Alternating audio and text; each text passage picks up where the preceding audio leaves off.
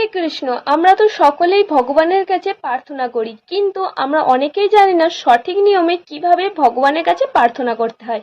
প্রার্থনার 4টি অঙ্গ রয়েছে, সেই 4টি অঙ্গ মেনে যদি আমরা ভগবানের কাছে প্রার্থনা করি, ভগবান অবশ্যই আমাদের সেই প্রার্থনা শুনবেন। তো চলুন জেনে নেওয়া যাক এই 4টি অঙ্গ কি কি। তো প্রথমেই আমাদের ভগবানের শিববিগ্রহ দর্শন করা মাত্রই ভগবানের গুণমহিমা কীর্তন করতে হবে, যে ভগবানকে বলতে হবে যে আপনি কতটা মহান, আপনি হচ্ছেন এই জগতের সৃষ্টিকর্তা, প্রত্যেকটি জীবের পরম পিতা। তো এরকম ভাবে আমরা ভাগবতমেও দেখতে পাই কিভাবে ভগবানের গুণমহিমা কীর্তন করা হয়েছে। তো তারপরে আমাদের ভগবানের গুণমহিমা কীর্তন করার পর ভগবানকে আমাদের দোষ সম্বন্ধে বলতে হবে, যে আমরা কতটা অপরাধী, আমাদের মধ্যে কত মিথ্যে অহংকার, লোভ, মোহ দ্বারা আমরা আচ্ছন্ন।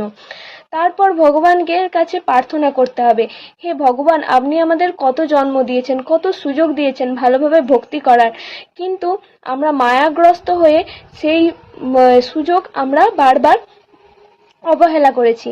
তো তারপরে ভগবানের কাছে প্রার্থনা করতে হবে যে ভগবান আমাকে ভালো ভক্ত করে দিন, বা যার যা মনস্কামনা তখন ভগবানকে সেটা বলতে হবে।